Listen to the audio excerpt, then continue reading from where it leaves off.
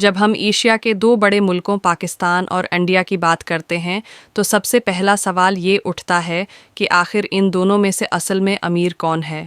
India, جہاں 1 ارب 40 کروڑ لوگ بستے ہیں، یا پاکستان جہاں تقریباً 24 کروڑ آبادی ہے؟ دونوں کے پاس اپنی اپنی طاقت ہے مگر فرق بہت گہرا ہے۔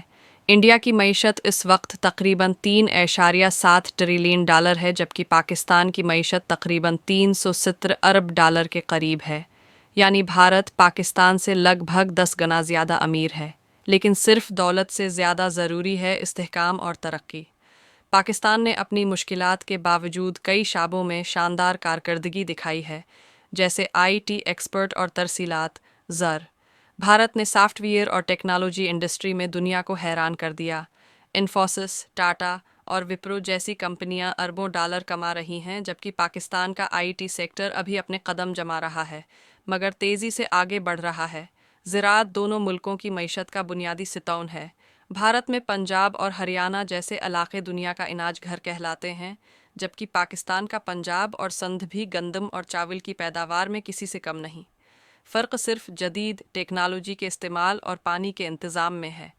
بھارت نے اپنے کسانوں کو ڈیجیٹل بینکنگ اور سبسڈی سسٹمز دیے ہیں، جبکہ پاکستان اب اس سفر پر گامزن ہے۔ صنعت کی بات کی جائے تو بھارت نے اپنی اسٹیل، آٹو موبائل اور فارماسیوٹیکل انڈسٹری کو عالمی سطح تک پہنچا دیا ہے۔ پاکستان کی ٹیکسٹائل انڈسٹری بھی جنوبی ایشیا میں نمایاں مقام رکھتی ہے اور ڈینم، کاٹن اور گارمنٹس میں دنیا بھر کو سپلائی کرتی ہے، مگر بجلی کے بحران، مہنگائی اور سیاسی عدم استحکام نے اس ترقی کو سست کر دیا۔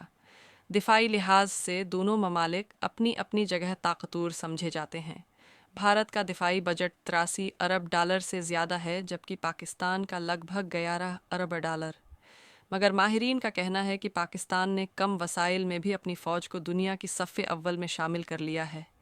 سیاحت کے معاملے میں بھارت میں تاج محل، کیرالا، گوا اور ہمالیہ جیسے مقامات لاکھوں سیاحوں کو اپنی طرف کھینچتے ہیں، جبکہ پاکستان میں ہنزا، اسکردو، فیری میڈوز اور بادشاہی مسجد جیسی حسین جگہیں دنیا کے خوبصورت ترین مقامات میں شامل ہیں۔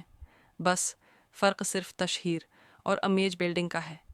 تعلیم کے شعبے میں بھارت نے آئی آئی ٹیز اور آئی آئی ایمز جیسے عالمی معیار کے ادارے قائم کیے ہیں، جبکہ پاکستان کے لمز، نسٹ اور جی آئی کے آئی بھی خطے کی بہترین جامعات میں شمار ہوتے ہیں۔